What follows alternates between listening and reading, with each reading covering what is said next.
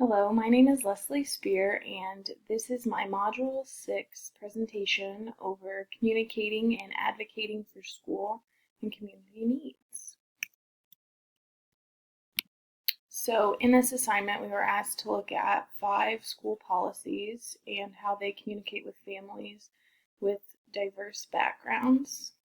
So I started with the district that I work in, and I looked at our elementary handbook because I couldn't find a specific section for board policies on our website.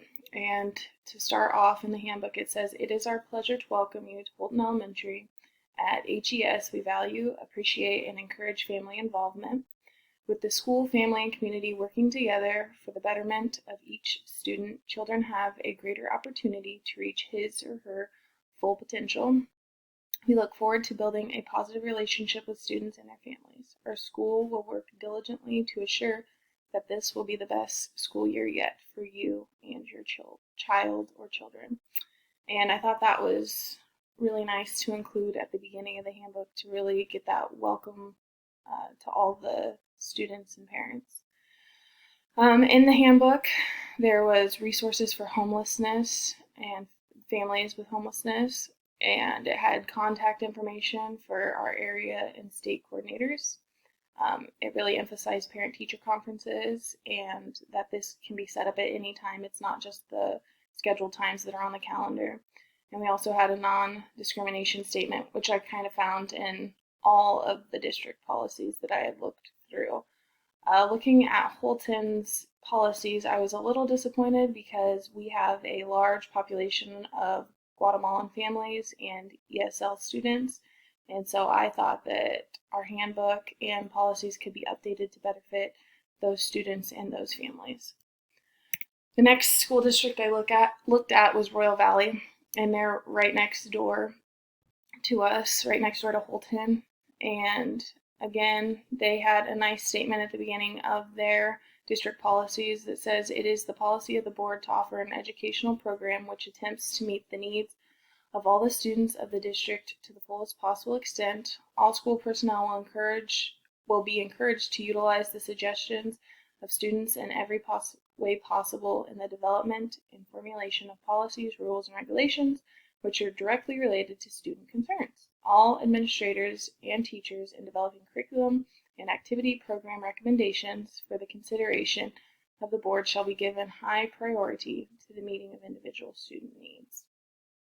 And in their policies, they also included the school parent compact, which I found in, again, a lot of these district policies.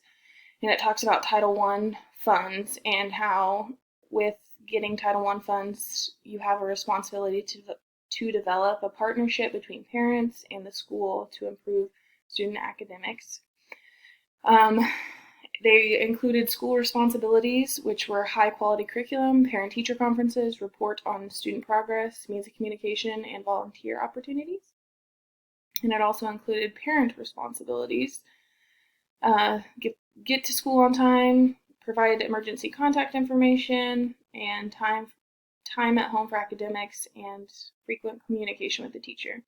So Royal Valley is actually on an Indian reservation, so I thought they did an excellent job of including this need for communication because they have a high population of American Indian children. And in this section, it says, it is the intent of the Royal Valley School District that all American Indian children of school age have equal access to all programs, services, and activities offered within the school district. They really emphasized their cultural diversity and the needs surrounding that cultural diversity. So responses to comments, concerns, and recommendations are received from tribal leaders. They review assessment data to help develop or modify educational programs for students with this cultural difference in background. Review annually the extent to which American Indian children participate on an equal basis with non-Indian children in the district's educational program and activities, and at each school board meeting, a section of time is set aside for communications from the public parents of American Indian children. Next one I looked at was USD 232, DeSoto, Shawnee, Lenexa, and Olathe. Educational program was included in the policy. They talked about training on curriculum, setting goals and objectives, and training on other special programs. Programs outlined in the policy, which I also found in several other of these policies, were drug education, student mental health, at-risk students, guidance program, and homebound instruction. Again, parents receive information and education on Title I program, assets, required proficiency levels, and the right to request meetings under that Title I requirement. Implementation of strategies to get parents involved was also included in the policy, so informing and encouraging parents of opportunities for involvement, access to educational resources for parents and families to use together with their children, access to staff who work with their children at all times, professional development opportunities for teachers and staff to enhance their understanding of effective parent involvement strategies, promoting activities which emphasize the importance of parent-school communication, and they also talked about parent participation opportunities, which I thought was great. So volunteer time with classroom and school programs, perform regular evaluations of parent involvement at each school and at the district level, provide access to any instructional materials used as part of the educational curriculum, and provide information in a language understandable to parents if practical. So I thought that they did a good job of emphasizing that parent participation for all students. Next one I looked at was Kansas City, Kansas Public Schools. And when looking at their district policies, I wasn't extremely impressed since it's such a large school district, but when looking on their website, I found they had a whole ESOL page. And on this ESOL page, they broke down their ethnicity that they have in their district. And I thought that was, and they also put the languages spoke in their district, which I thought that was a neat piece on their website. So on their ESOL page, they promote professional learning to address the program, student and teacher growth. Inclusion learning is highlighted. It talked about providing appropriate accommodations and scaffolding, and parents are seen as partners with this. They promote high expectations regardless of the language skills or background. So again, in this district policy, they talked about programs that were outlined, so drug education, student mental health, at-risk students, a guidance program, and homebound instruction. They talked about their special education program, where parent involvement is emphasized. The board refers parents to the procedural safeguards and parent rights in special education, so that's a piece of information and resource that the parents can get. That's published by the Kansas State Department of Education. And again, they talked about their Title I program, which requires appropriate communication channels, developing in-service training for parents and staff, and also developing appropriate evaluation procedures. And the next one I looked at was Great Bend. So I tried to get a school that was a little bit further west. So they have a policy on professional development. Said the superintendent shall keep updated on new educational practices by studying, visiting other districts, attending educational conferences, and other means approved by the board. Through recommendation by the superintendent, the board may require administrators to basically take professional development as well. Again, they mentioned support programs, drug education, mental health, dropout prevention, at-risk students, guidance, and homebound instruction.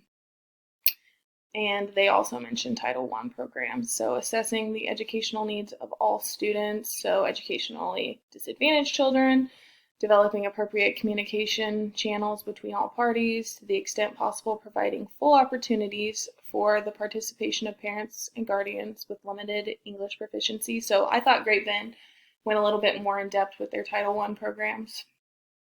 And parents and guardians with disabilities, parents and guardians of migrant children, and providing information in school reports required under federal law in a format and language such parents and guardians can understand.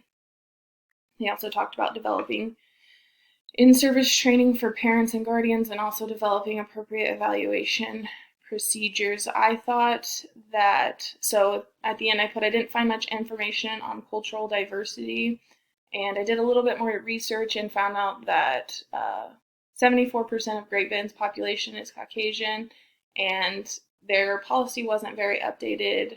There was a lot of information that was dated back in like the 90s, and I feel like they didn't see the need to update their policy because they don't have an extreme amount of cultural diversity.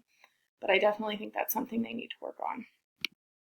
So, the importance of training faculty and staff to communicate with families with diverse backgrounds. Well, why? Well, faculty and staff should be trained to communicate with families with diverse backgrounds because effective communication helps inform, reassure, and get families engaged. This all helps establish and build strong collaborations between staff and families. So, positive communication ensures accurate information and expectations are shared and trust is gained. This positive communication also helps maintain a partnership between parents, faculty, and staff so students' goals are met. Effective family engagement has been described as an intentional and systematic partnership of educators, families, and community members who share responsibility for a student's preparation for school, work, and life from the time the child is born to young adulthood. So, educators, families, and community members need to develop the knowledge and skills to work together. They have to work on that. Schools must intentionally integrate family and community engagement. They have to be really intentional about that. Training for difficult situations. That's important because those situations do arise and you need to be prepared.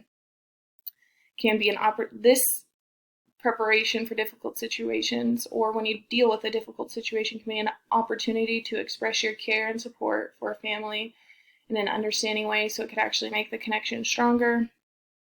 Use the research as a basis for your argument for the training, and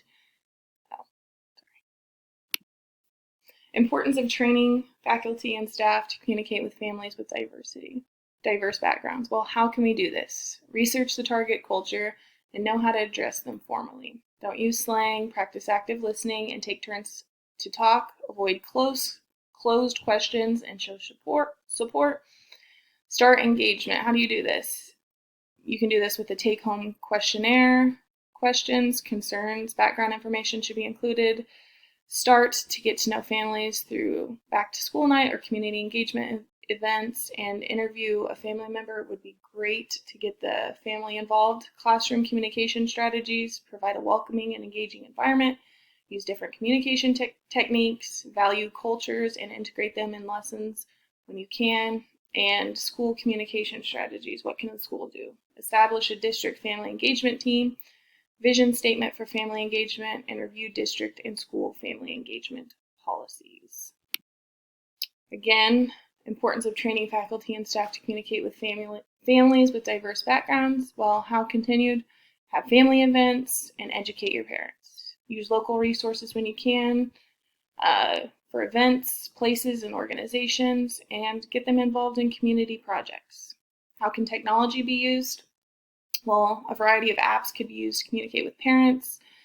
Notices, updates, resources, and pictures. Some of these would be Class Dojo, Spotlight, Remind, and Seesaw. In our district, we use Remind, which I think is great. This is a low cost to the schools, but this can get all families from all demographics involved.